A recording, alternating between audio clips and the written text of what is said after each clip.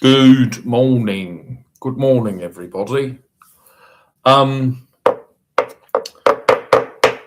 so I called this what, where, who, when.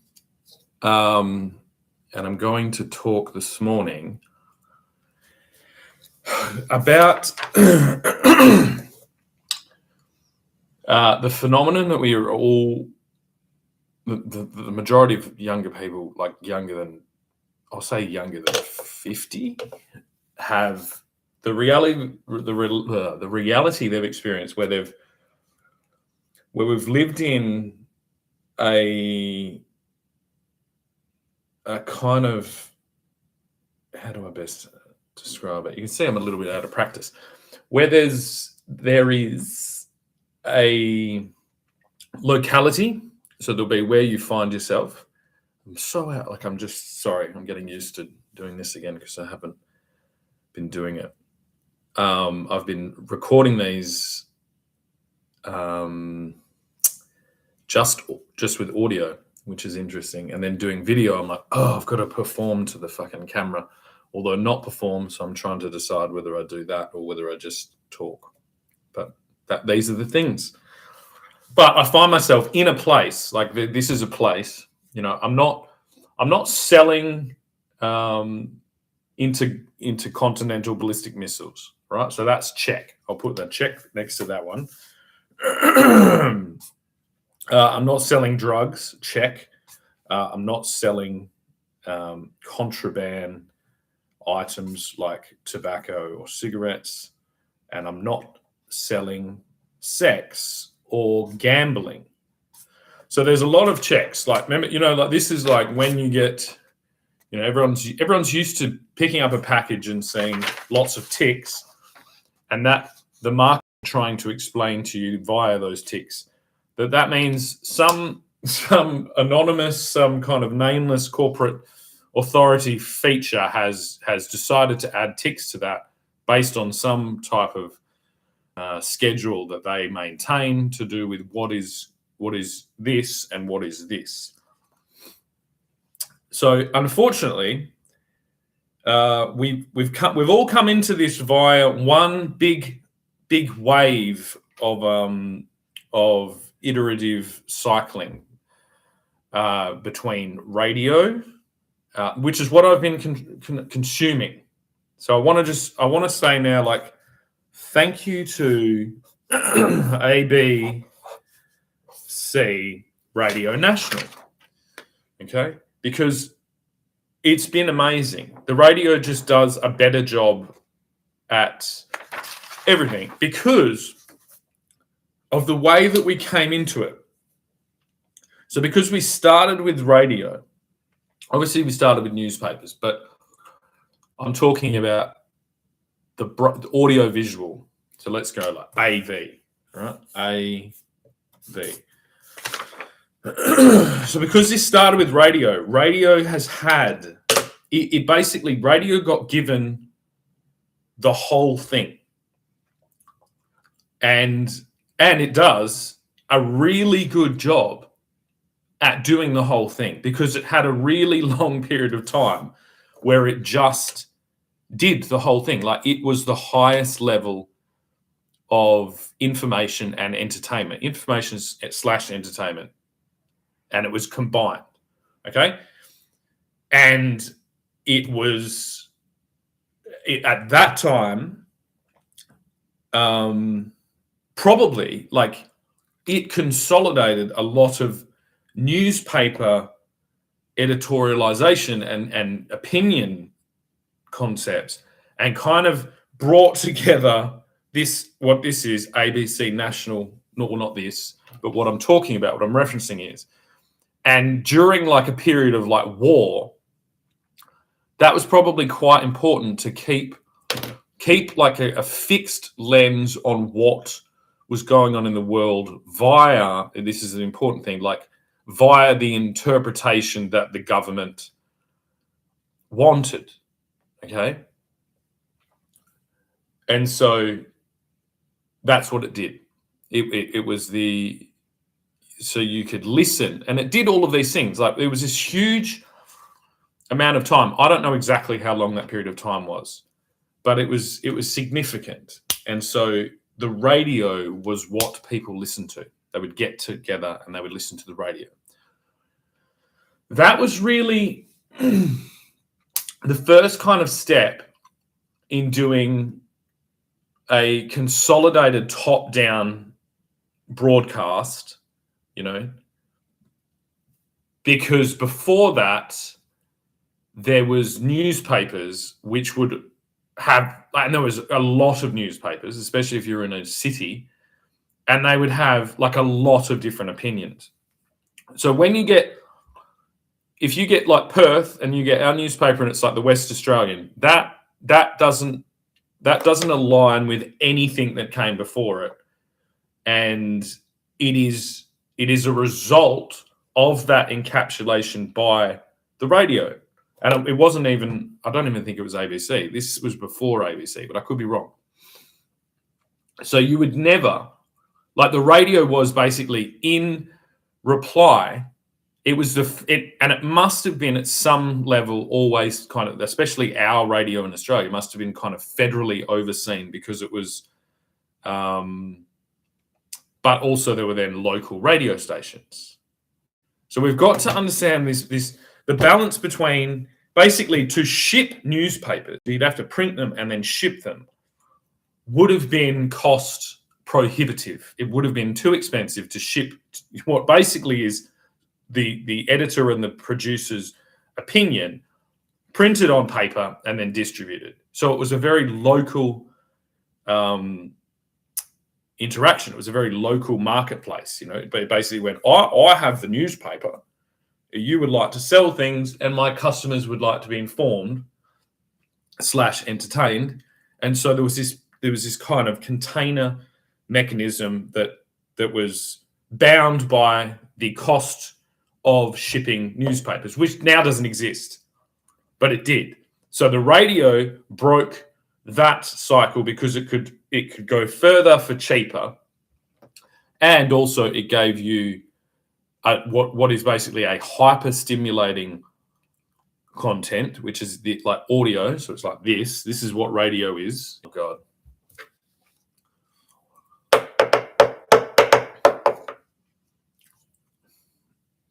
All right. Hopefully I'm back. I'll wait just a little bit longer. Yeah, it doesn't look like there's been enough work into actually formatting what is where. Like nobody knows anything, but I know enough to know that this is a form of chaos, right? And there are wars going on, and there is this attempt to kind of nationalize the broadcasting, but there's been no official report of war. But I would say that we are under constant wartime protocol just because because we have the foresight to go back and say, well, that's the only reason that worked like that, and that's the only reason that existed. It's the only legal reason you could give for why you would attempt to encapsulate the entire country in this selected opinion. And it's like, I'm still on the fence. I'm like, oh, well, all right, I can go back there and listen to the radio. It's extremely informative. And it's about, I'll say like 80. So it's like 80% I'm okay with. 80% seems like it is following what I would call like unbiased, informative, think so that. And then there's a 20% that I'm like, well, I don't know, that's a bit iffy, right? So there's 20% where I can clearly see that you are trying to shift, like very, very, you're trying to actually engineer a specific result from the listener base for some unknown reason, which could be to do with some type of conflict, or it could be, so it's unknown, so undeclared, it hasn't been declared, which could be part of, that could be part of the thing. Maybe it's not supposed to be declared. I don't know. But it is convenient to grab that and listen to that and get a snapshot. And it's way quicker, and also you're not being drawn into like an international land grab, like a attention grab, to shift like large sections of the population into some type of like decided upon container of existence. Now, the real problem I see is that, so that's like radio. I'm talking about radio from the beginning to radio I've been listening to for the last 5 weeks. The problem isn't radio in itself. The problem is that most people have experienced this kind of really significant chunk of television. And it's ABC, like government broadcasting and commercial television, that is taking up a lot of space in our like understanding of what we're actually watching, and that's best kind of shown by the Logies. It's like the Logies, and it's kind of like, I want to give them a clap because they don't know. This is the funniest thing. It's like, I'm not in that sphere, but I know that they don't know. And so that they're in the same sphere, like they understand. They're like, nobody knows. Nobody has actually decided anything about these really crucial kind of containers that should be interacting, I would say, with all 3 sections of government, so federal, state, and local, but just aren't. And the reason they aren't is because of that period of television that we had, where we had very large input from the United States. And this is like, even so, then you go, oh, is it the United States' fault? And I go, nope. The United States, Hollywood, and the television things over there, they clearly have no idea what's going on either, and no one has made any decisions, which kind of leads me to think that this type of like authority licensing protocol, land-based, it's kind of gone through this expensive evolution towards distribution, and that was expensive and like sensitive. So it was in the same space basically as military, and so things like radio and television broadcasts had all of this massive oversight by the traditional, sections of government, and then basically it appears almost like we got lulled to sleep by so much peace, like peace. That's like in quotation marks, peace, not peace. So what technically peace, but not really peace. It's just it got more sophisticated. The way that you could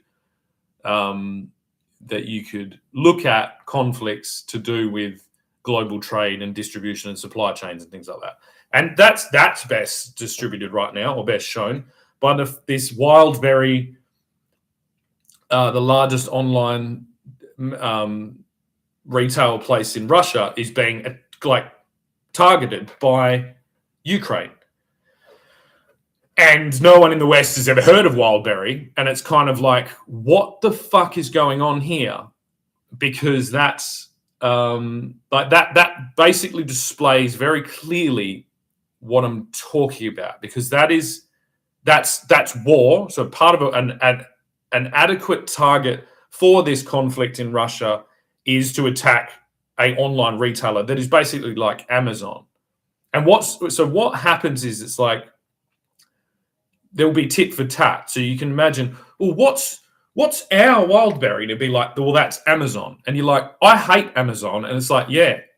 So what's actually happening in this? That does, so instantly you should go, that's dodgy as fuck. It doesn't even look it's like, to me, it seems like there'd be like, if I had to assume, I'd say there's a vested interest in perhaps Amazon having an insurance claim against an attack via war before it's brought to everyone's awareness that every single one of these entities has been acting outside of the broadcasting licensing that came previous, and that it's basically like nobody. I think there was all of this preemptive licensing. That's why all the television stations have these huge licenses and these, all of this territorial constriction and things like that, and all the advertising oversight.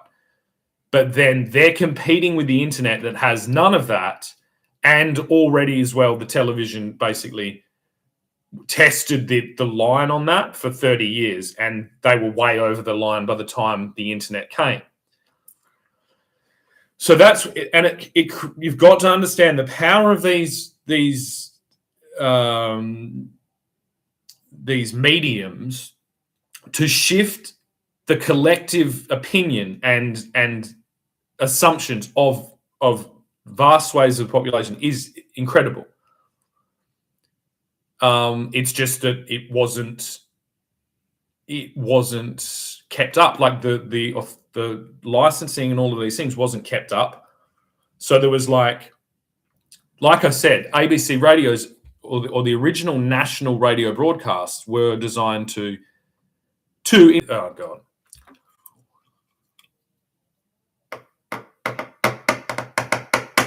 Hopefully this is still here. We've also got to remember that so I'm just talking about Australia. This is Australia's trajectory through this period. And then also Australia is obviously always interacting with the global community on these things. And that's where the shift between radio and television, we started with a true transition. Like basically the radio people went to television and just started using cameras, and then they needed to get better looking people, so they went into Broadway and things like this. Actually happened. There was the radio talent didn't translate to the television, so they had to go into like theater and get people to, and then figure out what the fuck television would be. And then the beginnings of Australian television was majoritively, it was quite local. It was really local. Like, so you'd have, not local, I mean local to Australia, and very locally based. And it was telling the story of Australians. Now, this worked for Australia because we had a very kind of homogenized population during this period. So it's almost like we were very different than the UK was different, America was different, Australia and television just had this really special little moment where you could look at this huge continent that had been settled like individually and separately. This kind of brought us all together. So it was a massive tool of the federal government, and probably I would say the most successful version of that for this little slither of time between the introduction of television to, I would say, around about around about the 80s, the mid 80s, early 90s, because we'd all had this kind of story where it's like we'd all come from this other place, we'd all settled in this place, we all had our little capital city, and we all had footy and cricket and things like that. And that was what the television did, because it took it from the radio and kept doing it. And then everything built. So basically, another way to say this is like current day AFL was built during that period. That's what built AFL as the culture for this country, was that television period, because you could watch that and it built up. So, and then as we built up and became like very kind of individual states and their individual cities and things like that, we did a really good job at staying together as Australians, and that was done via this tool of television, whether commercial or the ABC. And there was only like 4 or 5 channels. So that was it. Now, everyone in Australia during this period knew that places like America had a completely different concept. They've got 50 states. They had cable television. They had all of these they had satellite, all of these things cooking up, right? And also, we were buying quite a lot of American-made television shows to broadcast in Australia. This is what slowly started breaking us out of this. And I'm not like, it's not like I'm for it or against it at this point. I'm just describing what happened. So, but see, there were films, and that was like films. So films were like a different thing. They were like the highest art form, or not even highest art form. They were just like, that was the top echelon. And there were British films and American films and like very few Australian films, but that still existed. So most of this territorial expansion was through television. And it started with the interactions of commercial television playing commercially produced American or British television, majoritively American. Like it started with British and then majoritively went to American.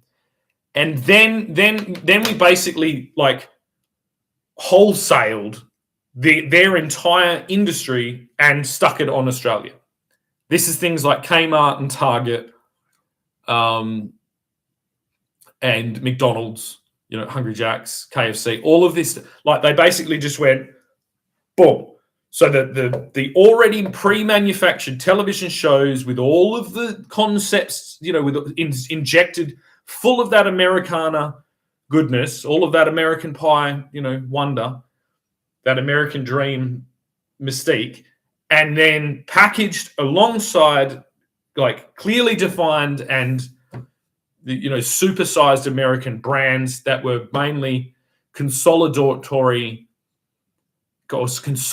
supply chain corporations and retailers. This is like, so they basically took what would have been individual department stores and then consolidated them under a brand and stuck them on television. It's really, it's like when you understand, if you go back and look at that and you understand how simple that was and how stimulating that was towards human perception and human decision making, it's basically like shooting fish in a barrel.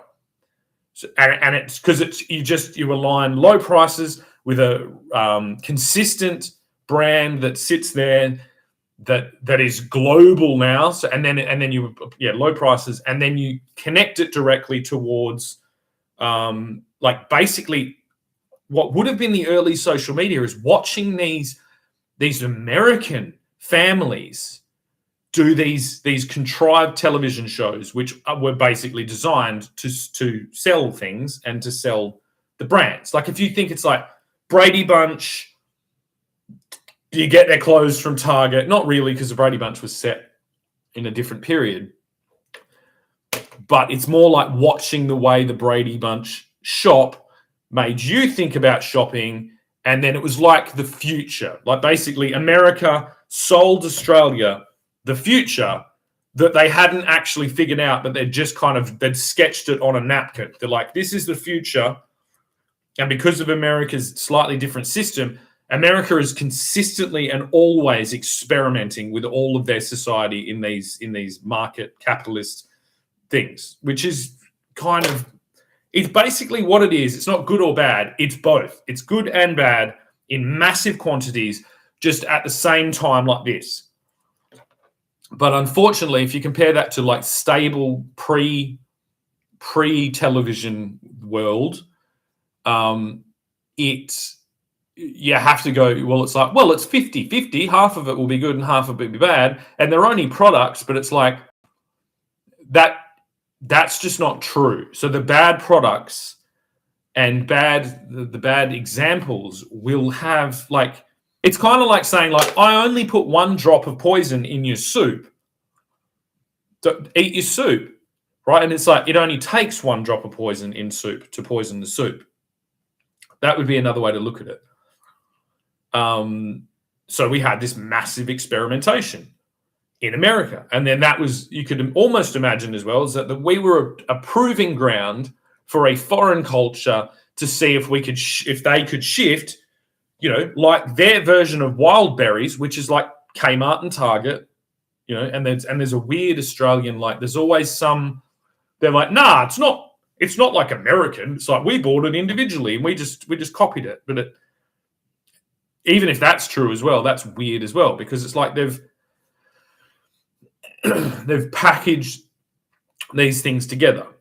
Now, because these things, you've got to understand, it's like for this to develop in Australia, every single person in the old model of the local-based, trade and local-based retail, like hasn't got a hope in hell of defending against that, because it's connected to this thing that, like, the overheads to actually afford that type of media would have been ridiculous, and it's like, so it just completely replaced it. And then basically it happens so quickly. It's like it completely replaces this diverse, local-based basically our entire economy that was burgeoning. So it was new, like everything was still very new, and replaced it in one go, and then monopolized the entire thing via television. And then that we were there for a long time. That's what I mean about watching the Logies. It's like they're trying to, and like, God love them. They're like, yeah, look, we're these people, and the whole world changed, and now we're still doing this thing, and it's not really working, and nobody really understands why. And it's then if it's mixed up with, like, the ABC has gone incredibly political, biased in a biased way. So it's like we're just stuck with this, like, two levels, because you got to remember, all of that television just went straight online as well. So that's where we are again. Like, basically, to blame anyone for the concept of Andrew Tate, you've got to blame the 40 years or 50 years of television that came before him. And you've got to understand the back-end dynamics in that television ecosystem that did all of the heavy lifting towards breaking down these barriers of authority at the state and the local level. And that's what did it. And then not even, it's like the state, local, and federal level, because as soon as we started mass importing American television with American retailers, with American advertising, with American products, with it, like, we were already in that loop. The real problem is, it's like, that is what happened. They were mass adopted. Now, one of my main critiques is that they're mass adopted by women. They were mass adopted by mothers because they were who were targeted, right?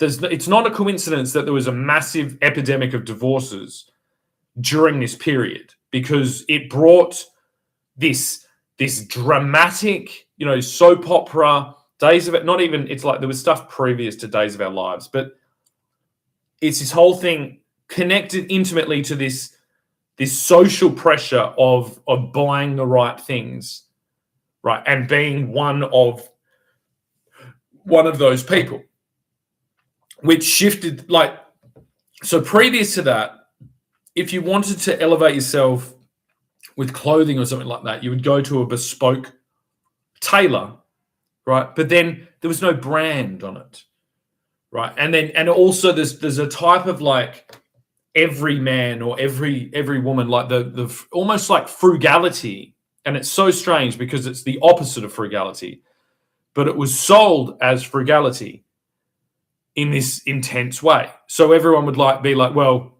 you dress your children in the Target clothes because they're cheap, right? I can't actually believe this all happened, considering their brand and their logo is literally a Target. Okay, so now we find ourselves August 18th, 2026, and we understand that for 40 years, Australian women, based on a sophisticated, interactive concept between mass purchase of commercial television from the United States, along with the mass importation of these retail brands, outlets, which means that all Australian women for 50 years or a large portion of them, stuck a target on their children. You know, and when you see that Ukraine is now targeting, you know, Russia's version of this called wild berries, you start going, we're not in Kansas anymore, are we? And it's like, no, we're not in Kansas anymore. Because who the fuck gave Target authority to completely invade every level of our space? No one did. Why? Because no one fucking knew that was what they were doing. Right? So you have to look at it now and you go, because it was a sophisticated manipulation strategy combined with you know, interactive dive. It's basically like it's like anything that came before it. Like you used to be able to buy, like Coca-Cola used to have cocaine in it, right? If you could sell, I mean, if we could just click our fingers and say, let's put cocaine back in the Coca-Cola, would it sell well? And you're like, oh fuck yeah, it would. Right? It's the same thing. Like the advertising and the soap operas and the sitcoms and the American television and the snapshot of this American futuristic thing connected with the global supply chain and you know, efficiency of scale and the brand recognition and this false frugality that was sold to people to be, you know, I'm penny wise, I'm conscious of my money, so I shop at Target. And that's just not true. It's like Target just made you think that you were that and then just stuck it in, and it plowed and bulldozed every competitor and made it impossible. And the television and all the state, federal, and local governments let them fucking do it. And it just kept happening. They let them do it in every single market consistently over and over and over again. And see, I'm not in a position where I want to bag out. This isn't about bagging out America. It's about that's happened, right? The moment I'm intervening in is like, that happened. We need to tell that story in order to, and tell that story critically and say, you tricked us all with this bullshit, which is basically like high-level coercive control manipulation in an unsuspecting, remember, what is it? Remember with the COVID virus, no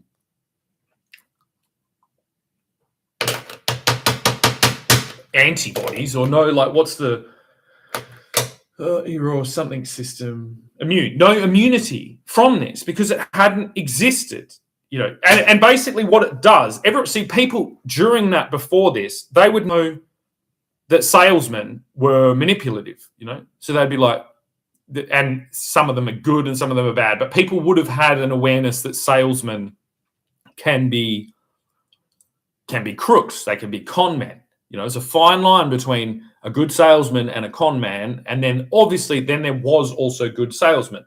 So what something like Target does, linked with, you know, futuristic televised soap operas, is it makes one decision. It goes, well, would you rather deal with a potential con man, or would you rather deal with a global trusted brand like Target? And it's really lopsided, especially to a population that doesn't have any awareness of any of these things, and they just fucking mainlined it. They're like, yep, give me more Target, give me more KFC, give me more, and it's like, that happened. And as I said, I'm not here to try and critique that period and try and get reparations or anything like that. That's not what I'm talking about. I'm a historian of this place. What I am here to say is that unless we tell that fucking story and criticize the fuck out of it, we will not understand what to do now to do with social media. And the way that it's all happened is social media basically, they took what television had already cut all these corners and were basically over the line on so many different things, because they'd just, it was basically like an aircraft carrier. You know, and it really was.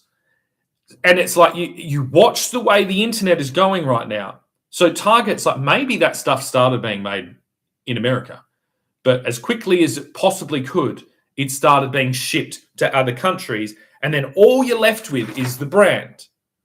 Right? And this is, look at your Apple iPhone. This is why it's like the same thing. The problem is that now the phone is actually the location. And so you never leave the supermarket or the shopping center or the Target or the Kmart. You never leave. You know, and that place was not built in America. It was built in China to transit through this brand into the minds of the consumers through this broadcasting thing, which is now being defunct and is now just whole hog transferred, like transferring out of a USB stick over to the internet. And then it is like dangled a carrot. It's gone, oh, look, the world's going to go back to what it was before television. So everybody gets to be a creator on the internet, which is what they sold the fucking internet usage as. And then they just fucking mainline fucking whole hog transferred the fucking television archives over to the internet and shut everyone else out of it.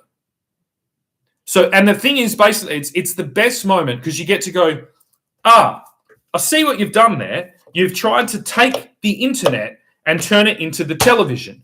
The problem is that the television was already over all the lines, the local, state, and federal lines. And nobody had done that work. But now, because you're doing this, now we're going to go back and do that work. So now we're going to apply local, state, and federal restrictions towards the algorithmic distribution on social media because we can.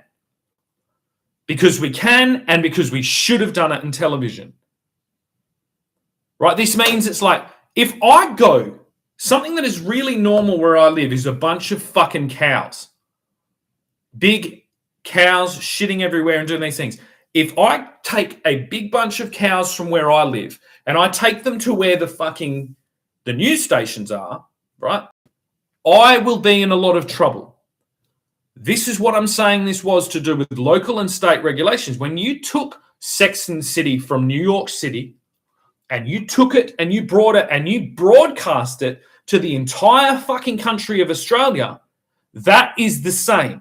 You got cow shit and fucking kids got ran over and fucking, you know, all types of fucking chaos because you brought something that didn't develop independently in that place. You brought it and you broadcast it. And who did it? Whatever the fucking 9, 7, and 10. You did that. You did that so you could sell fucking products for American fucking chains that you also advertise on your fucking networks via those licenses that now don't exist.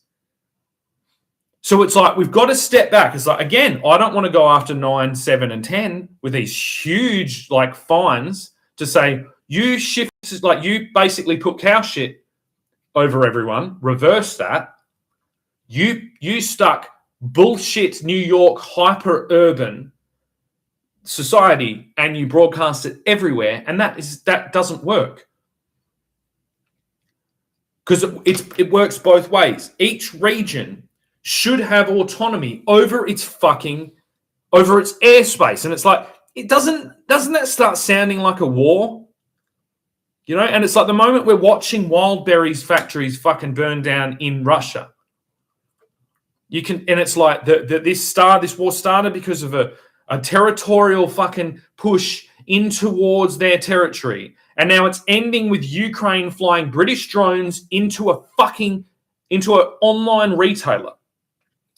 Right? We're in the classic wartime state of attacking supply chains, of trying to gain global thing. And what I'm saying is like, to my fucking grave, I will never fucking allow this ridiculous concept to go.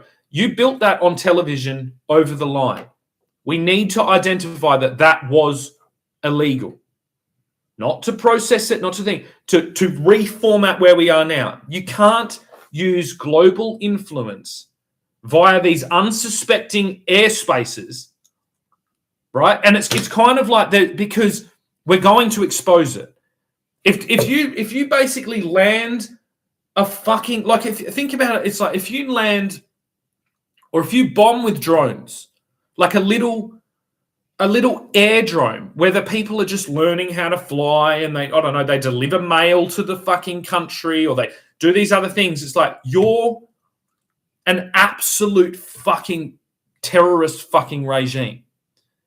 There are selective fucking military targets. It's like Russia was doing what you're doing and you're attacking their global distribution, but it's not global. It's only in Russia, which is a snapshot of what you did to every single local and state territory everywhere else on earth. Yeah, and it's just like, bah! No one wants to live in that global fucking world. The only reason that these brands and companies and Wall Street continuously keeps fucking thinking that they do is because of 40 or 50 years of pushing the fucking line, pushing over the line of bribes, of corruption through the entire thing. But there is a point where I get to say, whether I'm representing local, state, or federal government right now, I get to say that 50 years of corruption towards television licensing and television broadcasting is very easy to see. Right? Maybe it wasn't back then, but right now when I look back at it, I'm like, well, the only thing that would have made that is massive levels of corruption, which means, and it's like, if you shift society, so I say, because of that corruption, you fooled my mother into raising me in a fucking American fucking shopping mall and then abandoning me there so that she can continue to be informed by the glowing fucking screen. And I'd say, you're my enemy. Where are you? I want to kill you. You know? War drums. And it has nothing to do with Wildberries. It has nothing to do with Russia. It has nothing to do with Donald Trump. It has to do with this television concept. And it's like, who is Donald Trump? He's a television person. He's a television person. He is the snapshot of television. But the difference between him and everyone else is he did it for himself. He has his name on all of the fucking things. That's a big fucking difference. Right? He is clearly always representing his local, his state, and his federal identification. He is Donald Trump. He played the game. You know, he played over the line. He did all of the fucking things. The difference is he stuck his name on it. The people that didn't stick their name on all these things are the massive investors that invested in this infrastructure, like Target, like Kmart, like the television, like the broadcasting, that made all of these soap operas, that made all of this shit, that sold all of this nonsense, that is now coming into small little production facilities in local delegates and basically burning their fucking studios down across the entire thing. That shows you as well. It's like that was the mentality beforehand. The difference was, to get on the television was a hugely gate-kept, license-protected entity that, and you know, you had to be a personality, you had to play the game, you had to do all of these things. And that's why that existed. But you do get to look back at it and say, the only way this reality exists is with corruption. Right? The level of corruption that works on a long enough timeline is instantaneous. It's like you want to take some money and you want to fuck off. Where corruption gets really tricky is if you want to tilt the table and then you want to invest consistently in these brands, as they call them, in these holding containers for all the benefit of the corruption.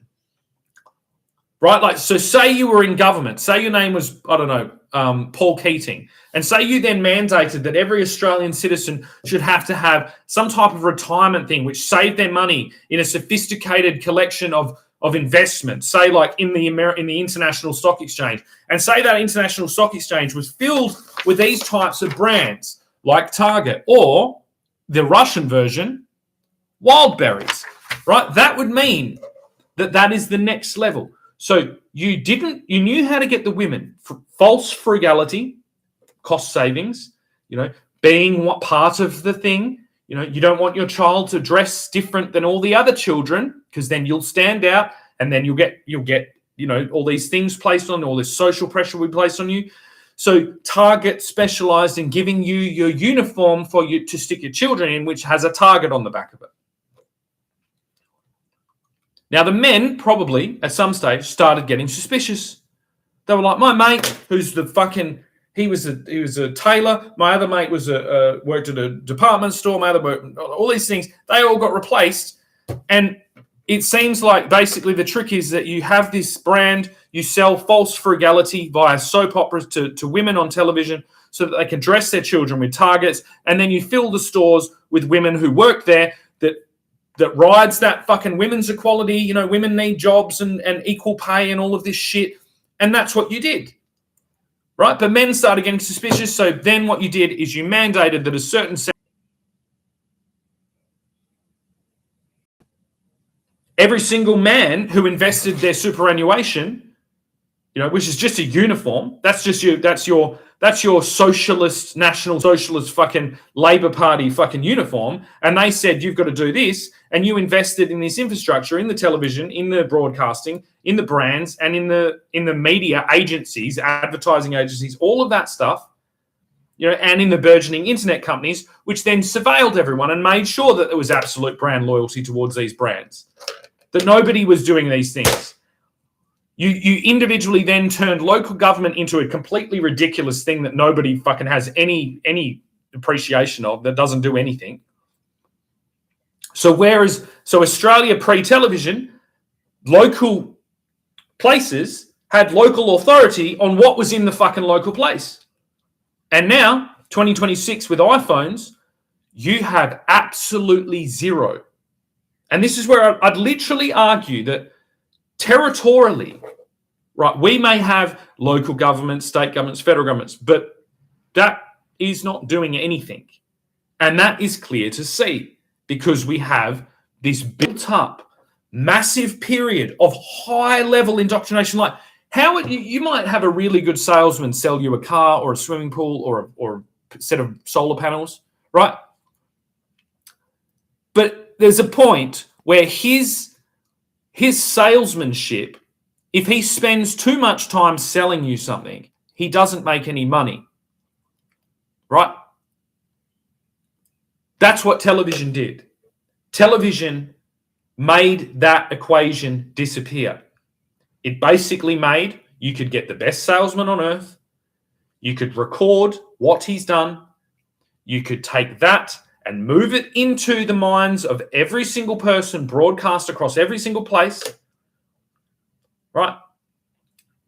And then you start doing all of those things. The best brand person, the best marketing, the best customer retention, all packaged into this little fucking thing and broadcast across international borders, across state lines, across local jurisdictions, and now straight into a device that, just like the target, the mother has given their child their little fucking slither window in their prison cell that they can look out. And they can look at only these things, and the only fucking real world that they believe in is the world that they fucking see on that device. They haven't even had interaction, majority of them, with radio, let alone ABC fucking national radio. And the television they've been exposed to is purposefully having this dive bomb fucking like pantomime going on where they're like trying to look shit. So it looks like a production from a high school or a primary school where they're all kind of, oh, look, we're just Australian television. We're Australian television. They're trying to save face, knowing that they are basically the people that built this and got rich from it, but then kind of pretending that they didn't. Pretending that they're just creators. They're a little community of fucking creators who just do wholesome Australian television, right? And it's supposed to be shit. It's supposed to be the vegetables on the plate. And then, so that then when the fucking dessert rocks up, which is social media and the entire fucking internet, the young people go, oh, Australian television, yuck. Oh, God. I won't look down that fucking trench. I won't look down that history because it's all just old people's shit. right? That's literally at that level. I may as well be driving down suburbia with a fucking white van, handing out UDLs to the fucking schoolgirls and saying, jump in, come on. Something that, again, all Australian people my age were constantly aware of the concept that there might be a guy in a fucking van driving to fucking kidnap children. It's just that now exists everywhere. Right, so that is literally the reality. You explain these things to 80% or probably 90% of high school age children, they have no idea what I'm fucking talking about. And not only that, they won't even fucking consider it for one fucking second. It just doesn't exist. That's old times. That's the old fashion. That's the exact fucking trick that America did with their fucking soap opera bullshit. With their brand linked fucking global corporate advertising fucking super fucking carriers, super aircraft carriers that basically set up camp in every single location across the entire fucking world. And when you get to distribution, it's like right now, at 9:49 on August 18th, 2026, I have 0 people watching this. The reach from my individual Facebook doesn't even reach the 30 people that I still have on there. Right? So this is what this looks like when you actually push against it. I am in the region of Kingsley right now. You know, this was formerly by Jessica Stovlowski or whatever her name is. I don't know whether she's still here or whether she's nicked off to Hillary's. But this region is being under defended on a state basis, on a state level, and on a federal level via this thing.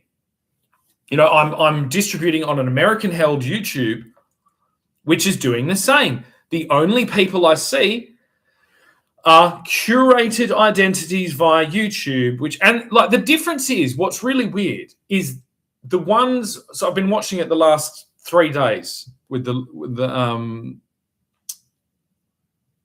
Kalen, a 9-year-old kid in Australia. He loves these things. They're really great. This is like Ridiculous. What have I watched? Ridiculous, Backyard Scientist, Peter Strupel, Preston something or other, Preston Builds. There's a few of them, right? But they do kind of wacky shit and they build stuff and they're really clever and they're good. They shift focus majoritively towards entities like Shopify, which is a distributed holding, but it's not on this brand thing. Or the best ones make their own thing, which might be manufactured, but it's their own little business that they do, right? Those people work for these certain entities, but they're still playing in this kind of global sphere, and that's okay because that exists. It's like, that's, of course, what you would go for in that environment, especially if that environment is, it's so weird. It's like almost like we should have, and it's nothing against these particular guys because they're very good. But it's like, if we're at a level where you need to have global distribution, elevated status to shift a product, your metrics must be way, I don't know, really kind of skewed. Because in essence, what these individuals are doing is competing with every single teacher in that specific thing. But a teacher is not remunerated towards their fucking hell.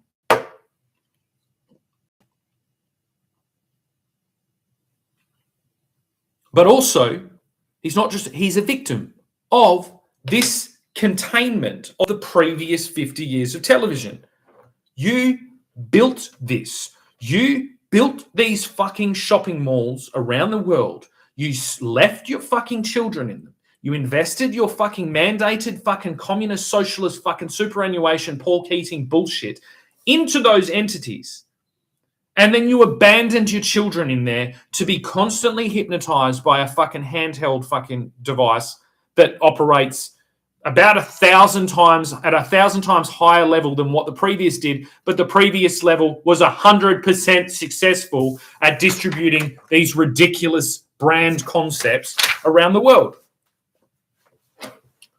It's literally, it's like you may as well just give birth to a baby, stick them in a suicide vest, right, that has a little ticker on it, and unless you buy enough fucking products from Target, your child explodes.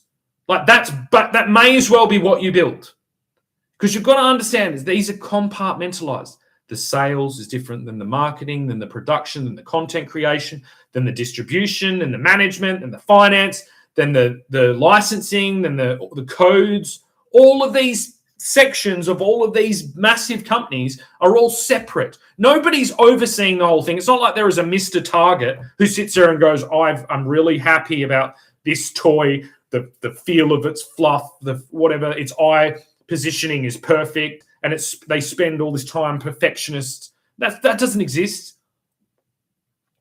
It's like it may as well be a conveyor belt at this stage. You know what I mean? That's going to be the next thing.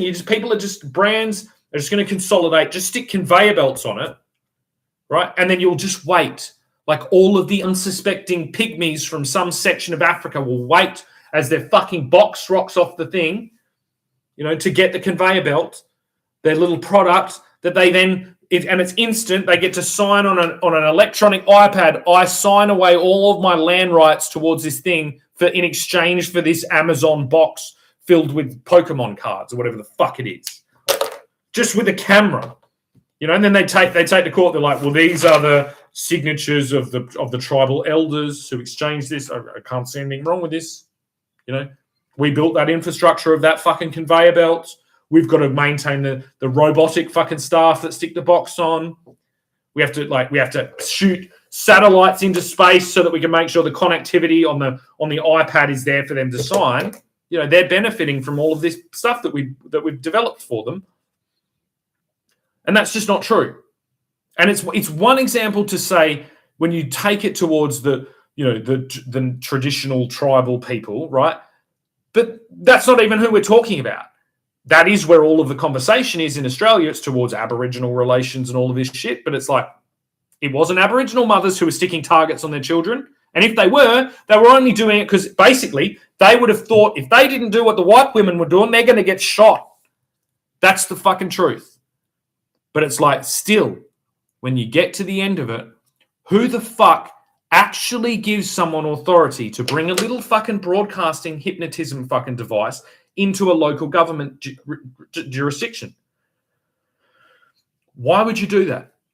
And the one place where it was benefiting, so you could be this kind of individual content creator, you could be the best gardener in Stirling, and you could do this little content thing. I'm doing all of this free shit, this free work, detailing the intricacies of my specialized fucking skill set and my market integration, and then it just gets fucking photocopied by AI to then be stuck a Target fucking logo on it again. It won't be long before you can literally go to Target, either in person or online, and you're like, oh, a gardener. I'll just buy a gardener, right? It's just you buy a little thing, you take it to the whatever. Two hours later, this big box rocks up, and it's just this fucking gardener that you now own. And it's like, it's basically a robot, but it's just a slave. And then they do gardening for you. That's what this is. Every single product already bought from this, it's like, that's what it is. It's all that. But the main place, you can do what the Ukrainians are doing, because basically now that that's on the table, seems like it might be fucking a good thing to just start blowing up Amazon factories, because it's the same exact fucking relationship. I'm not condoning that. I'm saying don't do that, but that is the same comparison. But basically what we need is like protected airspace, and this is going through the air, and that's all it is. If you fly a fucking Ukrainian fucking jet in Russian airspace, They have absolute authority to fucking explode you. And basically what I'd say is that if you fly an American fucking content, an American piece of content into the airspace of my local thing, I will fucking retaliate at your home base. Because why the fuck wouldn't I? You know, it's the same as like, who's the biggest one in my local authority? Well, they're called Co-Les. It's a co-op of lesbians that distribute shopping all over the fucking place, and they've been illegally distributing their fucking hideous fucking wares, their proceeds of 50 years of fucking psychological warfare into my local jurisdiction of Gin. And I'd say, if Coles wants to fucking stay alive, which means their drivers, their trucks, and all these things, I'd fucking have a little look at that Wildberry situation in Russia, and I'd say, how are we doing anything different than those people? And I'd be like, well, you know, it's probably not a good idea to send your Co-Les fucking trucks into that local jurisdiction anymore because you're competing with local people. You know, it's not the same. You're not just sending a truck in and selling it off the back of the truck. You're relying on 50 years worth of fucking, you know, social manipulation, all of this shit, all of this fucking psychological compartment, brand retention, all of these things, but you don't represent anything to do with where I live. There has never been a fucking Coles where I live in the entire fucking place. So why the fuck is a truck there? You know, and it's like, if you order, and this is what we're going to do, basically, if you order fucking Coles in Gin, we're going to harass you until you stop. And then Coles has to explain why it's shifting product into a place that it does not have a location in. That who the fuck allowed Co-Les to fucking do this? You know, and what type of benefit does Co-Les have on this infrastructure of YouTube? Because at the end of the day, I'm just yelling in a fucking house, whether I'm yelling into my recording device or whether I'm yelling in my garden, or whether I'm yelling in this thing. I am physically here in this place. I'm representing 1001, which is 1001, 1001, 1001 on August 18th, 2026 in this location. I'm representing this location. Co-Les is representing its 50-year-long campaign of fucking corporate fucking, I don't know, what would you call it? Corporate, territorial corporate expansion and basically underserving. So it's like what I spoke about between spraying Roundup or using a fucking ride-on lawnmower and, you know, a paying a gardener, that is the same.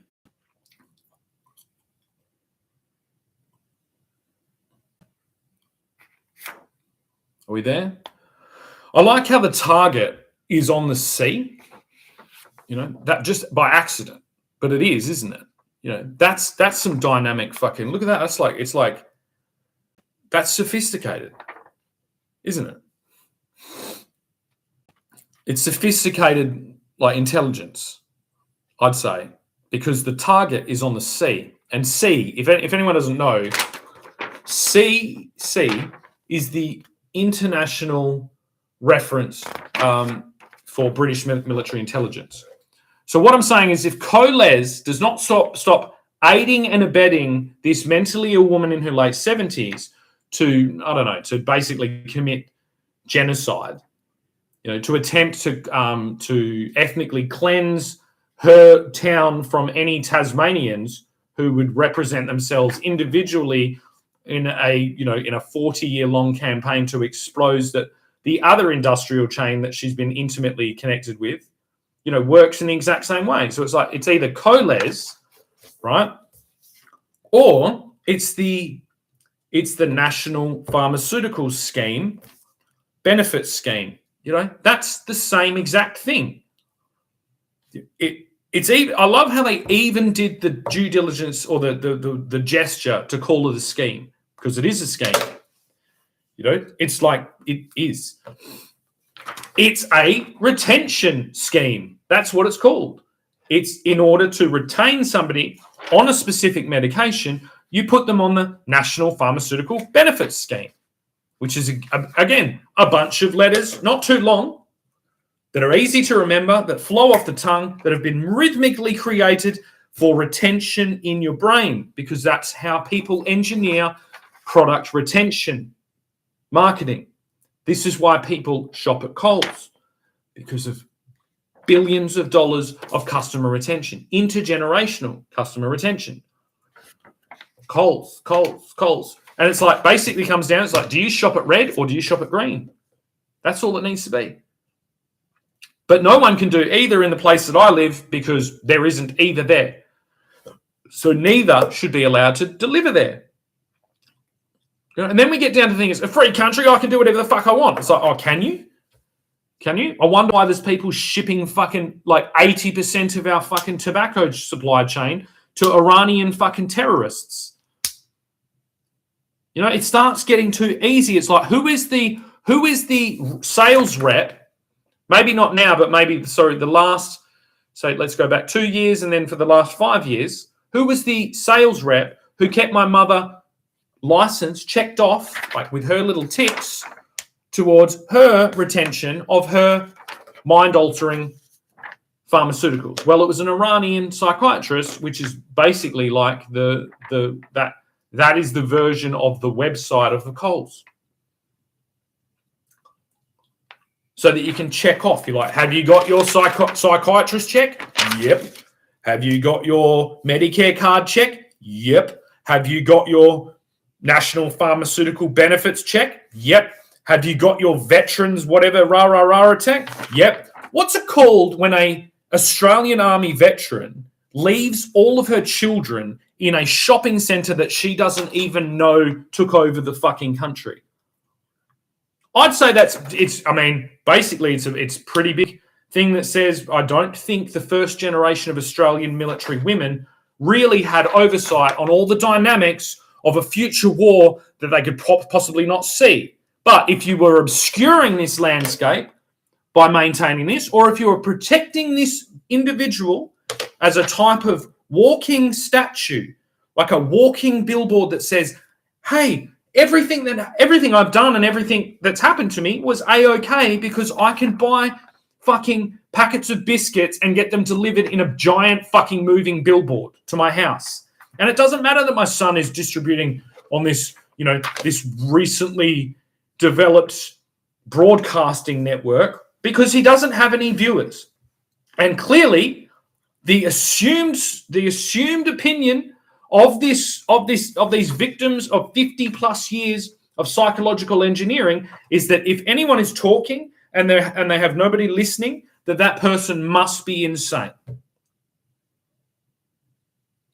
That person must be crazy. Why would anyone be doing that? Why would anyone be talking if no one was listening? How fucking insane. How loop-de-doop-de-doop. Under the weight of 50 years of brand retention marketing, under the weight of 50 years of perceived legality via very, very sophisticated advertising protocol that basically shifted. It's like it's always the base minimum. It's like, if you shop at Coles, you are the most responsible mother in the fucking car park when you pick your children up from school. That's it. That's all you need to do. That's absolutely not true. It's not a true statement. It doesn't reflect any type of association with anything to do with that. The only thing it suggests is that the sophisticated level of this marketing, congruent for 50 years, is very significant at shaping someone's opinions of the world, which is basically what this is. And so it's like, why doesn't my videos get distributed? Because Coles pays YouTube shitloads of money.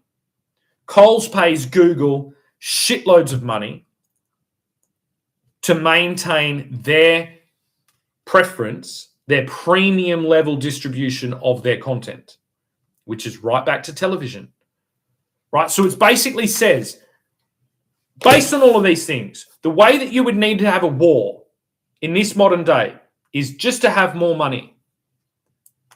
All you need is more money. There are no fucking barriers at all that money cannot fucking get through at this period. And in fact, the entire information network now has absolutely nothing to do with Australia. And we have individuals like Anthony Albanese claiming to be the Prime Minister of Australia. How the fuck could you be the Prime Minister of a country that doesn't fucking exist? How? How could you be that? It's like if I live on a desert island, but there is one fucking telephone, and that telephone goes to fucking New York City, where do I live? Where do I live? Do I live on the fucking island, or do I live on that? And it's like, what does the law think of all of these things? I'd say the law has been shifting to this moment, saying, well, of course you live in Australia, but they have licenses and they have agreement. This is just free market capitalism. This is just distribution. It's like, what if you never, ever received one piece of human interaction that didn't come through that fucking telephone? Where do you fucking live? Do you live on the island, or do you live in New York City? What is it? Is it your feet on the ground? Is it the air you breathe, or is it the communication? Well, considering that all contracts are communication, you would have to say that you live in New York City. You would have to, right? So if you were agreeing on the fact that if somebody talking to this thing with no listeners, that clearly meant they're insane, who would have told you that was insane if that was the interaction you had?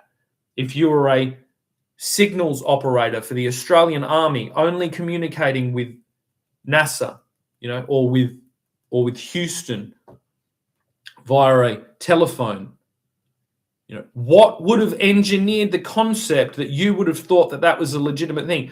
Would it be if you had suffered 40 years psychological and physical abuse, if you ever stepped outside that mark, what would your duty of care be towards your dependent, towards your son in that environment? Would be to what? Would it be to support what's on the phone or where they are? And I think it's like basically the moment that we understand that women are sending $50,000, $60,000, $70,000 to different countries for these fucking these love rap fucking attacks and these catfishing scams and all of these things. It's like the phone fucking scam does a really good job, right? But where does the authority go down? My mother cannot represent herself in person. She can't. She can't do that. So why is anybody else representing her opinion in this moment? Her opinion obviously being that she's setting the bar, saying he's obviously crazy because he's speaking and no one's watching it. I would say that the distribution system of like crucial national security infrastructure is in massive decline if that's the case. That's what I'd say. I'd say that basically if this is the actual status quo of Australia right now, Australia is in breach of every single like human rights thing that you could ever have, every single national sovereignty right to claim that it actually represents itself as the Australian federal government, and that my need to resort back to British intelligence in order to make this fucking stand is significant because it tells the whole story. It means that Australia doesn't exist. Australia got fucking used up.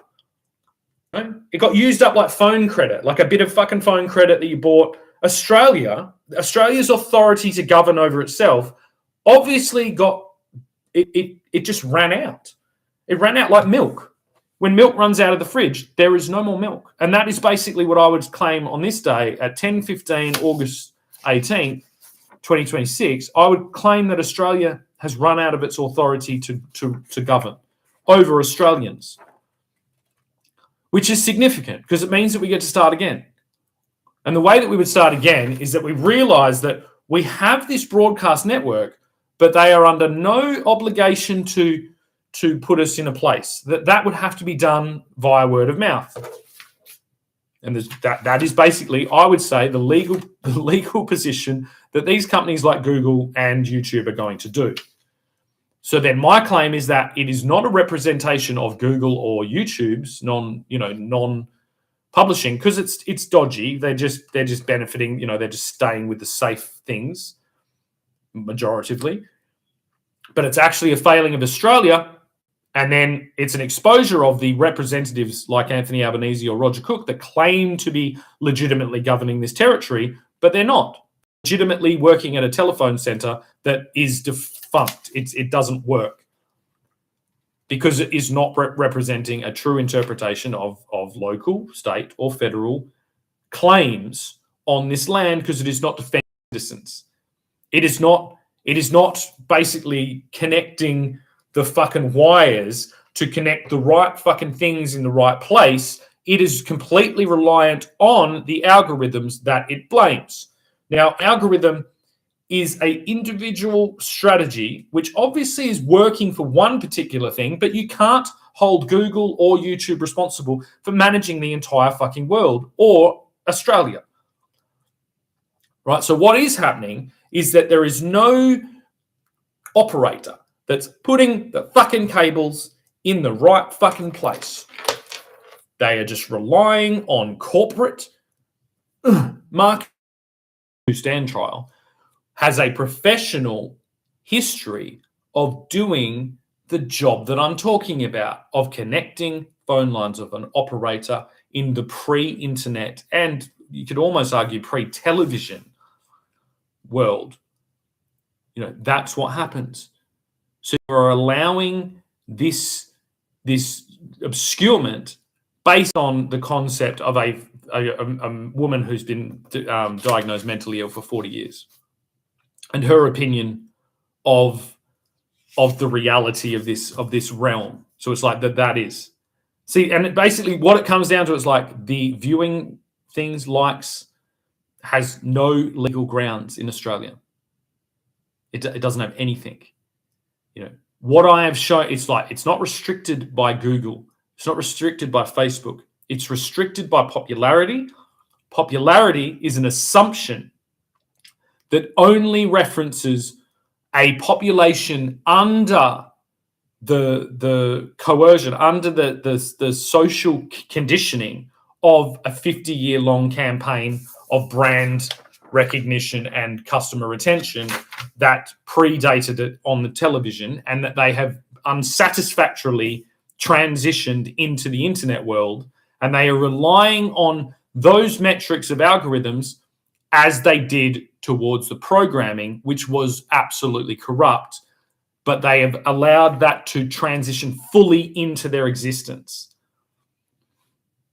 So there is nothing that is breaking them out of that patterning, out of that conditioning. Nothing at all. Nothing is breaking, which is basically like emergency alert, red October, whatever the fuck. It's a peak fucking level malfunction of Australia's integrity, and probably reflected in all other regions, and it needs to be immediately reclaimed. And that's where we'd ask for cooperation with Google, with YouTube, to say, all right, you've pushed this too far down the line now. We are, perhaps our government is illegitimate, but every single citizen, every single inhabitant of Australia is able to do this. If you're obscuring those people from doing this, you are going to be like increasingly exposed for that, because you are relying on a parent guardian cohort that is absolutely incapable of making those decisions because of the previous iteration of those brands' strategies on customer attention and brand recognition, which you have now taken to the moon. Right? So it's like you took stuff, you took it, and you assumed that was, of course, the legal precedent of the pre-existing era. But it wasn't. It had just been under scrutinized by a population suffering from the delusions that it did. So it basically means like, well, we need to now put that into the scientific rhetoric. So those people were suffering the effects of the damage caused by the brand retention and the customer retention and brand recognition, and the kind of the societal engineering that took place. They are not independently able to do it. And then you are standing guard at the gate of that using the same technologies. So it's like you are currently undertaking a psychological, you're continuing a psychological warfare campaign on Australian soil. And I'm representing that as a British subject, circa 1840, and a victim of 40 years of this strategy. You know, it take place. It's basically like, this is the conversation. You can't have it with my mother. You can't have it with anyone else. You can't have it with my children's mother, because they're all subject to that conditioning. You know, you're clearly not distributing based on other algorithmic flows that I've seen on this metric. So you have a portion of your advertising revenue coming from criminal organizations, and think about the original conception of like the original sin, where you're naked in a garden, you're naked, and then their nakedness, and they put the thing on. It's like that's the level. Pretty bad level to do it. You clothed us. You know what I mean? And so that's the position. You clothed us, which means you controlled us at that level. It's as simple as it can possibly fucking get. Right? And I will not condone any of that generation, that boomer generation, of having any influence over the continued societal recapture of Australia, because they are unable to.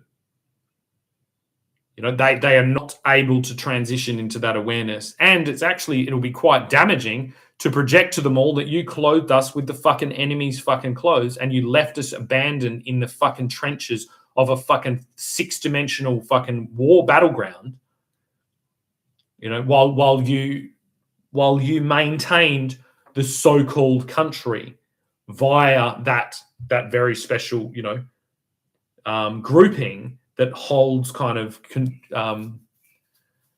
enough of a portion to maintain a so-called control. But you don't have any. There is nothing to go on. Basically, no one is doing anything that they're supposed to be doing across the entire thing. Everyone is in everyone else's territory. No one has the ability to actually defend the core principles, because we've maintained territorial sovereignty, but at the cost of psychological sovereignty, and that's it. But there is an absolute legal claim to make against the previous generation, and then the minute you get there, you end up then exposing the first generation of victims. And then the minute you are seen to say, if you are convinced or coerced to harm your own child, you are a victim of that, right? And then that's where it gets. Then we basically can do a comparison of causality towards things like suicide and drug abuse and mental illness and all of these things. Obviously, the fact that the parents are doing mass scale treason and mass scale abandonment of every key structural imperative of the pre-existing society, then that is catastrophic. You know, it's basically like a nuclear bomb has been going off for 50 years, and we all live in the fucking ruins of it. That's basically the only way you could describe how bad that is. You know, and it's kind of it's what would be assumed. So it's like the nuclear bomb, and look, there is this particular conspiracy theory that the nuclear bomb wasn't real, that it was completely a thing that was completely. It was filmed. All of the fucking films were created as a fear campaign. So you've got to remember that this period took place under the shadow of nuclear escalation. So it is intimately linked with the ultimate depiction of annihilation, the nuclear fucking Holocaust, right? That we live there. And it's kind of a thing, it's like, it's called, if there's a person sitting in a fucking house in the dark, you know, with a fucking holding a knife that's constantly afraid someone's going to come and fucking, I don't know, do these things. That person is called paranoid. That's the entire world. That person's life will deteriorate on a pretty predictable thing, and they will be, you know, they'll be unable to maintain the other thing. So that is what happened, right? That is what happened. The thing that took up the position was these brands. Because they had such a elevated status in our societies, they were able to, well, obviously, if you can go buy a Razor scooter from Target, obviously we're not in a fucking nuclear fucking holocaust. Despite all the other things. You know, obviously, if no one's saying it, it doesn't exist. And it's like, that's not true. That's not true. The only, if you went back to 1945 and you showed them a picture of this reality, they would all assume that we've been overtaken by one of the enemies that was around then, that we're enslaved by those people, all of them. You know, and the problem is, it's like what you get is the only way to scratch the surface. You do it like this, and if it doesn't go anywhere, right, I might not be successful in what I'm trying to do, but my content will be used as evidence in whoever is. Right? So you are formatting our society to make it require terrorist acts or guerrilla warfare campaigns in order to snap everyone out of the fucking the formation. Right? So it's like, if that happens, I will bring this evidence and I'll say, this is why that happened. You cannot create the only democratic, because you claim to maintain a democratic protocol in Australia. No, you're not. You have to have democratic distribution. You have to maintain that. You're not doing it because you're driving coles fucking trucks into a place where there is no coles. It doesn't work. You know, it's like, why that, and it's like, why would we give license to those companies to do that behavior? You know, if it was an individual, it's like, say someone's stealing wallets, right? Would you allow them to fucking like to do something else? If someone's stolen wallets and they've burnt down all of their competitors, you know, would you do that?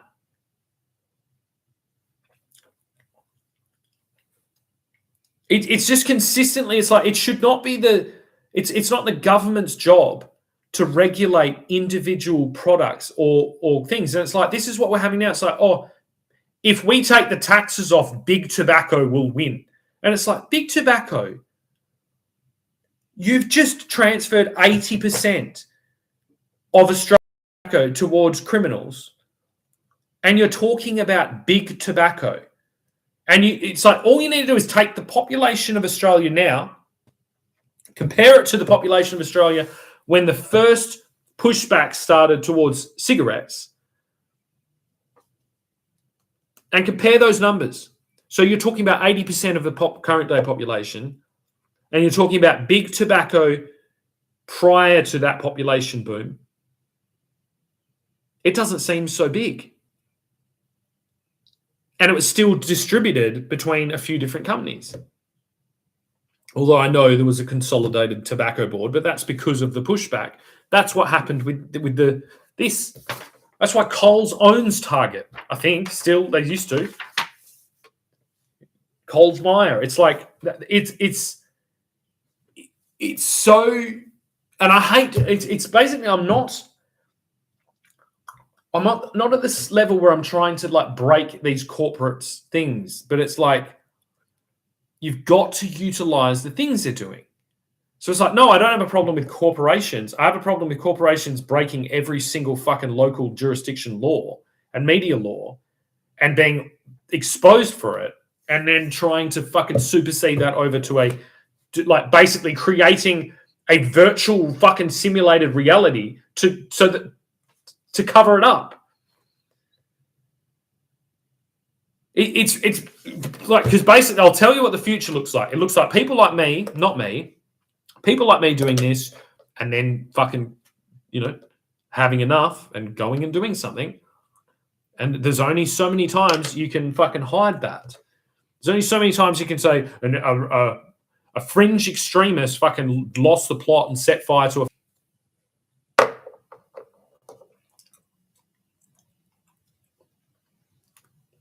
Like legally, who was doing it? You know, because that looks like you're a tool of those corporations. And I think the problem is that we want to hear something like Target sells a fucking defective, I don't know, baby swing and a kid broke his leg. And it's like, oh my God, we should recall that product. When it comes down to the whole thing, it's like Target convinced an unknowing, population of Australian women to enslave their children and permanently fucking submit them to eternal fucking slave labor in a simulated electronic fucking universe that is patrolled by fucking armed police. And it's like, it's too big. It's too big. Like, if you think about that, that's way bigger than 9/11. 9/11's like two buildings in another country, buildings like whatever. It's like 9/11. This is like fucking waking up in Auschwitz every day. And it's there. And then the mother's like, basically, if you've ever watched, because I've been lucky enough to know quite a few women that have like a kind of Machiavellian kind of dark triad personality. And then I've also then seen the similarities from those women in all women. So I would basically posit that all women have some level of Machiavellian dark triad concepts going on, because they're dealing with a different environment than what men are. So they're interacting with the constant threat of violence and sexual violence. They've got to protect another thing. They have this big pile of reasons why they would develop that type of mindset. And these corporations plugged straight in there. And it's basically like there are satanic cults on the internet that are making women carve things in their arms. And then there is Coles and Target and Woolworths, who makes women imprison their children in fucking miniature prisons and expose them and develop them into a simulated electronic video game reality. You fuck. Nasty, dark, too big. Who would ever snap this fucking bubble and get out of it? Well, it's going to happen because it has to happen individually. It's like you've put basically into herd immunity is what I'm going to say. Because that's all it is. It's just a trick. It's like an electric. I can keep a fucking entire herd of fucking cows in with one strand of electric fence wire that looks like that. Which means that I could keep an entire herd of fucking Frisian or whatever huge fucking Northern Territory fucking bulls in a fucking city. And it's like, all I do is do that. And then they're fucking everywhere. It doesn't mean that it's the law. Because no people, like your children are not your livestock. It's not you don't have signing authority to basically sell your children to fucking corporations. Either as employees or as fucking customers. You don't have authority to do that. That's not part of fucking the traditions like of anything, especially for women. And that's the moment you've got to kind of get there, and you've got to go, I don't have a problem with women. I have a problem with women that have 50 years of conditioning by corporate manipulation and sit completely unable to defend themselves against it. That requires this. That's what happens all the time. It's like, do rape victims, do they represent themselves in court? No. Imagine that. Imagine getting a snapshot. You went and saw a country and they're like, they made the rape victims represent themselves. That's what this is. And then to take it one level further, it's always consistently used. The reason for abortion is that you were raped. Which insinuates that the torture of having to raise a child via rape is unspeakable, unspeakably bad. That's kind of written into the pre-assumption of that law of the way that we deal with those things, right? That's what this is. It's what it is. I can speak on behalf of my deceased father and his interpretation of these things. That's what it is. You know, and now it's on my authority that this is that. So if anything happens to me, all of my children will be able to draw this out and then put these charges onto their own mother. And I've already fucking doing my job to basically make sure that it's known that she is a victim of rape. And that she's being forced to raise her fucking children by the rapist, not me, by the fucking corporation that forced her by social manipulation as a first generation Australian to conform to this fucking corporate projected fucking reality that was slurped up via every fucking television station and every other fucking person in the fucking thing. She's a created conceptual fucking entity floating around, and then when given full access to the full weight of the law, she attempts to kill the only person that could ever declare that. And the system fucking basically does that. You know, it's only due to my preparations that I'm still standing here.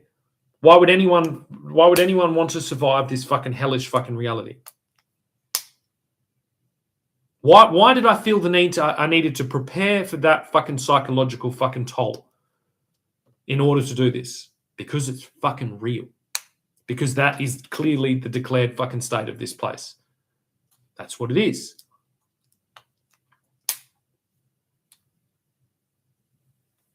That's what I mean. It's like there's no, you don't have authority over the top of anyone in this situation. Because this is en masse, you've done this, right? And it's like even the current people there, you didn't do it. You represent the government that did do it, but you didn't see. Unlike people want to hear a government did something, like Hitler did this thing, Hitler built concentration camps, Hitler did this thing. Our government didn't do its job for a very long time. It didn't do any fucking thing of its job, which means that like by the time you get to now, you're imitating someone who was imitating someone who was imitating someone who was imitating someone for 50 fucking years. Our Australian government has not done its fucking job. Its basic job. Its first fucking conceptual fucking job. So what is it?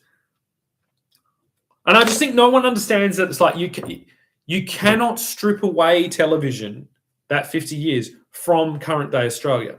You can't. It's inseparable. Everything needs to be referenced via that. The problem is that the majority of the reference needs to be prior to that region, and most people don't have that. Or they haven't gone into the effort to do that, because what we're doing is capturing a fucking period of unacceptable corruption, of unacceptable decline in a period where we were still a very new country. So it's like, where are we? That's why I have to go back to Britain. And I think it's basically going to be, it's like, would you like to be declared as a British subject, or would you like to be declared as a fucking, like, a Google slave? And it's kind of where, like, the problem is that these online, these software or these tech corporations, and this is where, like, it should immediately fall down to management of those, like the CEOs, and the previous kind of, I'd say 10 years of all people should be scrutinized. And then the holding itself, so Google, should be placed in escrow for it to represent its shareholders, so that you can then say, well, it's like they imitated the pre-existing television paradigm on the assumption that that was the status quo. But then they're unrestricted by things like supply chains and stuff like that. So they've treated people like fucking products, and that is not a clear representation of what they're actually doing. And it's just fucking insanely bad. And the place goes to, like, you can't have like, it almost comes to, like, there's no It's the reason I do live, because I'm not using YouTube or Google or Facebook. I'm using the capabilities of the internet to do a live broadcast, because it proves in theory, what I'm doing. That needs to be accessible to everyone. But if you go the extra level, like I put in reference the Governor General or the King or the Prime Minister or the Premier, that's reference. You have to use that as part of the thing. And the problem is that basically, because of this third power, this state-based authority of psychiatry and psychiatric, you've built a religion of conformity. So it's like, if you are not conforming with basically fascism, you are crazy. And it's like, that just worked for way longer than you would ever think of, which means that it had to be aligned with other traditional religions. But then the way that it's all revealing itself and evolving is, it's like those religions are pulling back support of that, because they have to, because their wealth lies in their historical precedent of the pre-existing time. So they represent stability, and it's kind of testament to the power of it, because they supported you for so long, which is what built it. But then you need to stage the way this goes. So it's like Google built on the assumptions, societal and legal and corporate assumptions of the television paradigm, based on large brands like Coca-Cola and Target, Kmart and things like that. But then they exist in basically a different space. So they become the authority. They're actually even represented by the big letter G, which is a Masonic declaration of God, right? So Google has basically, in everyone's face, been calling itself God, despite the fact that it is not. And then this has been supported by religions and states and governments and everything like that.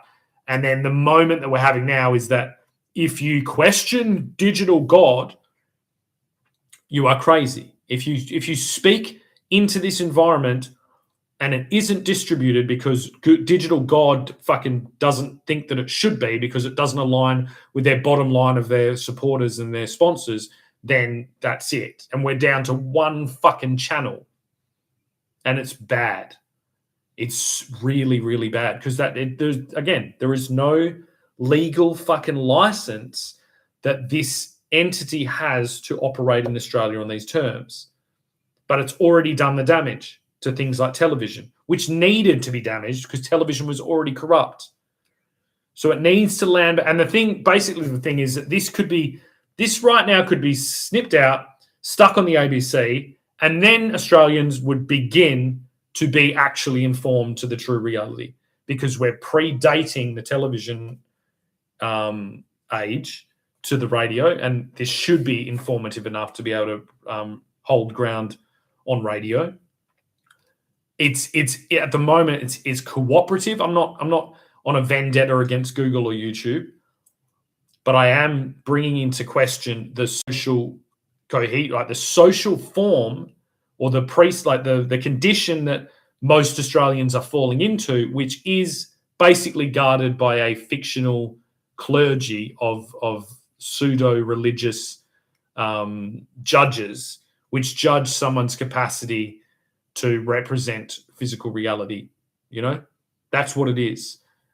But it's just getting too big. So because of the need, you need so many of these psychiatric professionals. They don't have the ability to actually defend now, because they relied on the fact because of the social pressure and the ostracism and the alienation and the abuse and the fucking threats and coercion and intimidation. They relied that would do the majority of the job for them. So that basically, if you went against it, you would lose your brain, which actually happens very consistently. So it's, unless you've done absolute, a lifetime worth of preparation to oppose it, and then you're coming into basically direct combat with a franchise like drive-through operator from a fucking McDonald's. That's the level. They can't do this.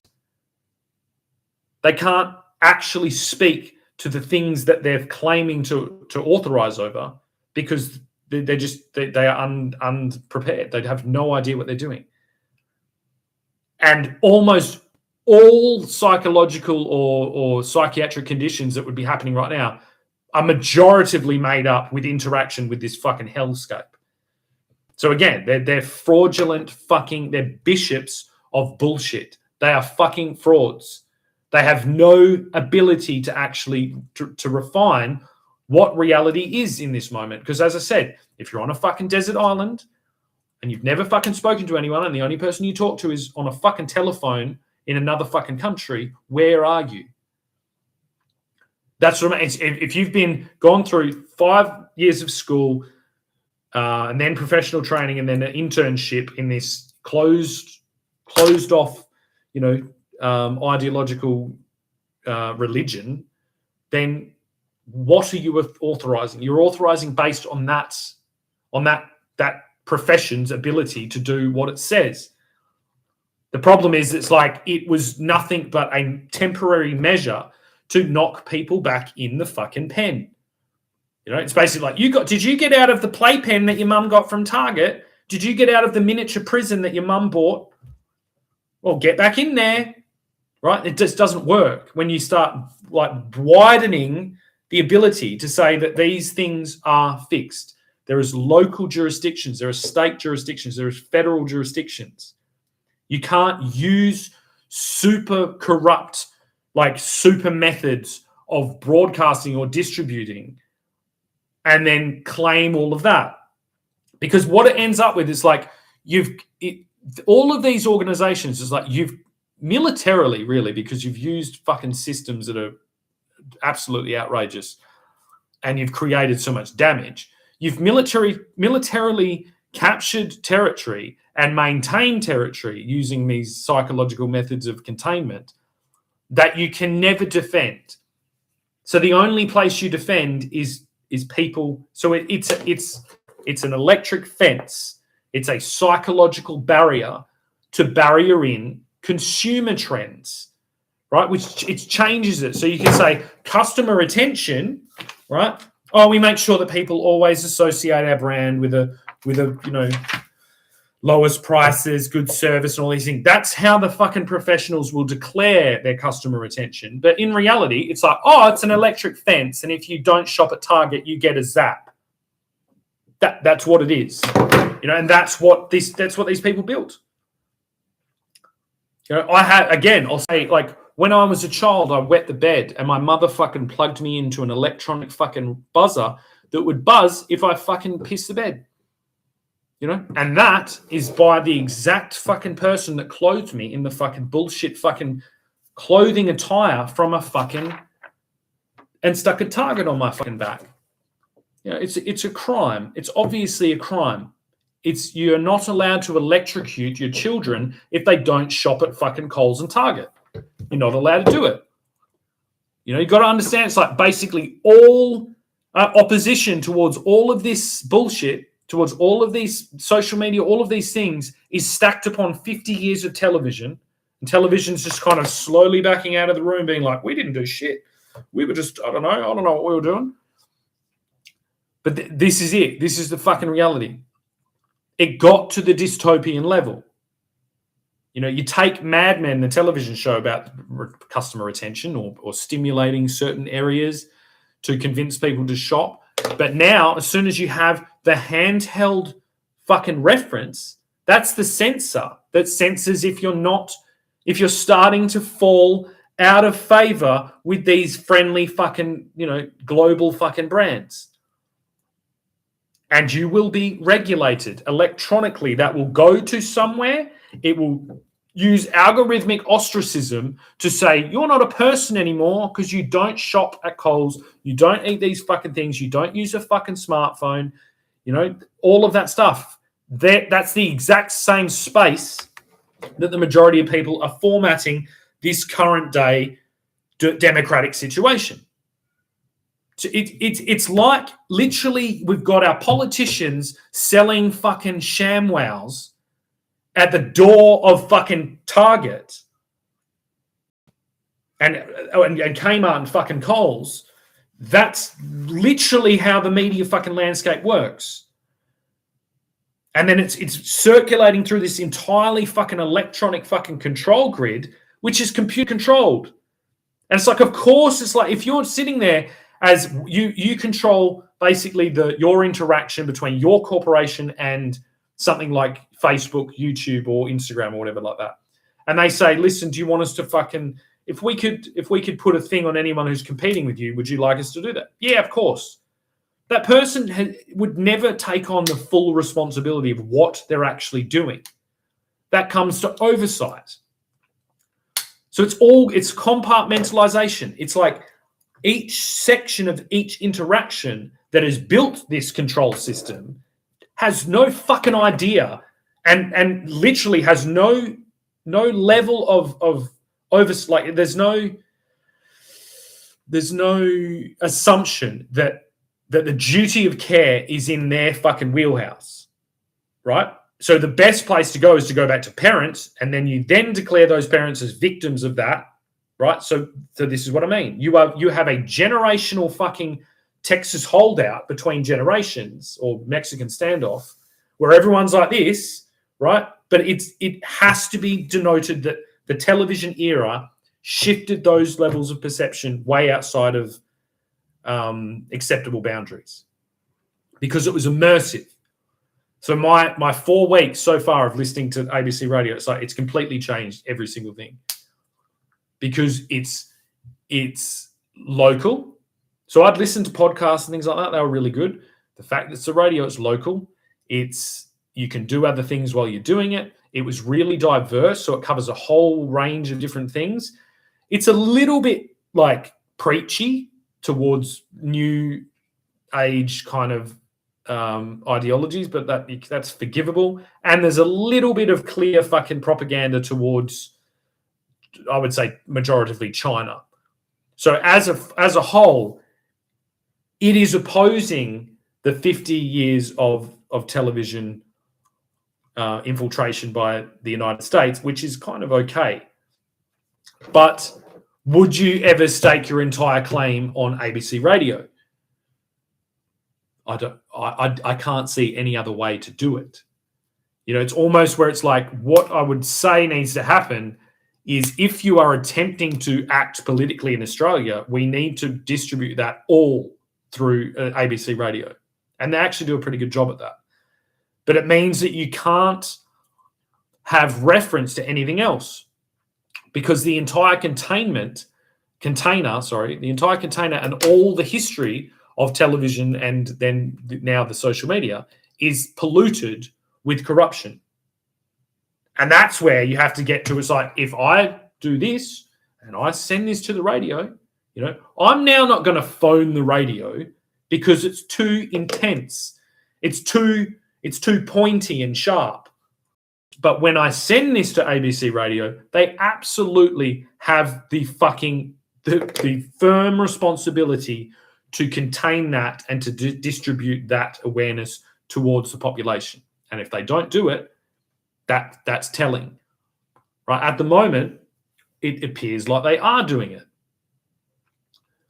But it's like that's the first step.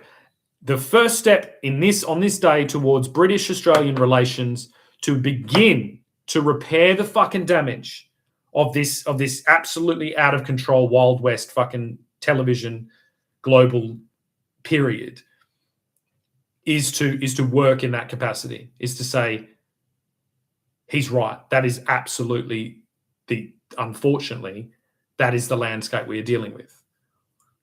You know, we are in a ruin of a pre-television age, and we have, we basically have catatonic fucking zombies walking around that have been so filled and so that they're operating in such a controlled mechanism purely for corporate greed. Purely, not even corporate greed. It's not even the right way because that sounds a bit too communist fucking bullshit. It's like not even corporate greed. It's like purely just corporate efficiency, right? They were so good at doing what they did, but they only, so it's like collateral damage. Their target, funnily enough, pardon the pun, was just, you know, market share. How much market share do we have? Really, really focused target. The problem is they're what do they call it? Their patterning of them getting good at their aim looks like one of those walls that you'd have fucking things on, firing squads on. You know what I mean? Like, yeah, they got good at patterning and they patterned down. Now they hit their fucking target. But the collateral damage on every other thing and basically they just say, like the United States military does, they're like, we only have that. That's our target. Our target is that. But it's like, yeah, but what did you do when you were fucking aligning the gun? And then even when you do that, and they're like, that's not our responsibility. And they're technically kind of right. Like it does land like the way, I'll give you a shortcut to any fucking corporate trial that would happen with these corporations towards the sovereignty of Australia is like, yeah, we were doing our job. And why didn't you stop us? Is going to be the thing. Consistently. It's like, why doesn't your system, why can't it defend itself against this? Because it's shit. That's it. The same thing applies to the United States. Like if we began actually doing these things towards you, you're almost like more susceptible. Look at you. I mean, your population's in an absolute mess. You don't have our Goldilocks period of development that's still there. So like you've damaged your own populations just as much as you've damaged ours. That's why it's not an international fucking incident. It's just corporate fucking like recklessness that has done all these things. But the only place that it can land to deal with it is government, and the government is shit. And you've got to get to the point. You've got to go. It's like it's kind of like if the minute you understand that our entire mental health thing is coming from a base like collateral damage from a global supply chain war, and you're like, oh, okay. And then including the place you were sending them is part of that global supply chain war. And they are absolutely incapable of fixing anything, let alone diagnosing it. Like otherwise they'd come through and they'd be like, it's caused by, experimental fucking brand retention and recognition campaigns and slight territorial corruption to do with broadcasting distribution. And you go, oh, like your profession. And they'll be like, hey, man. They'll just slowly walk out because it's exactly the same. So you can only you can't have global authority on these concepts. You have to be able to go down to local level. It's like these people are victims of corporate experimentation. You know, corporate experimentation has stripped away from them the underlying social capacity to defend itself against all of these dynamic, and very nefarious and sneaky concepts that have been used. And in fact, it is basically representing in a untouchable corporate entity a completely, criminally psychotic, psychopath, manipulative fucking con man. And it's being so, and that's like when you look at Andrew Tate is at the bottom of a pile. It's just that the majority of those people that represent the same space as Andrew Tate are global brands, because that's what he is. And that would be my argument. If I had to defend Andrew Tate, I'd say, well, chances are, like myself, he's probably a military intelligence agent, and his entire job is to reflect the fluidity, the permeability for corruption that this entire global broadcasting system has in order to represent what is basically a supervillain, and when that person is a person that they're identified as a supervillain, when that person is a brand, That doesn't happen, which is the basics of corporate law, which allowed this temporary experimental paradigm of allowing these brands to represent themselves as identities. And it's basically that. It's like we need to associate Andrew Tate's magnificent performance, right, with the brands that represent the exact same pattern of behavior, and understand that you can't continuously place people to oppose these computer hypercomputer derived brand identities. You can't, because what fucking chance in hell do they fucking have?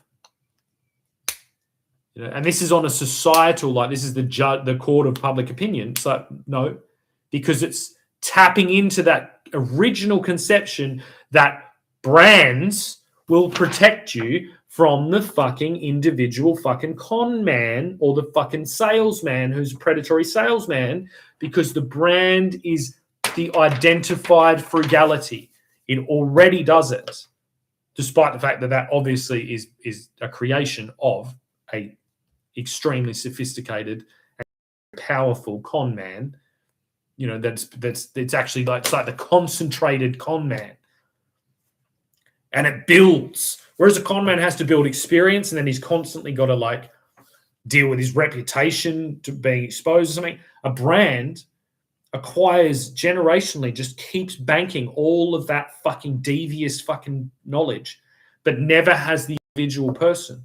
So it's you can pick it up like a gun, like a generic fucking gun, and use that brand with all of your thing, contribute all of your fucking nefarious sales tactics and con artistry into it, you know, and you get all the feedback from the customer interaction. So you can basically filter down to have the perfect fucking con every fucking time. Superhuman abilities, you know, and that's where we're going to have to get to. It's like, already we have corporations being defended as individuals in corporate law, and are clearly demonstrating superhuman abilities. It's like, should we allow that to continue based on the comparison between a figure like Andrew Tate?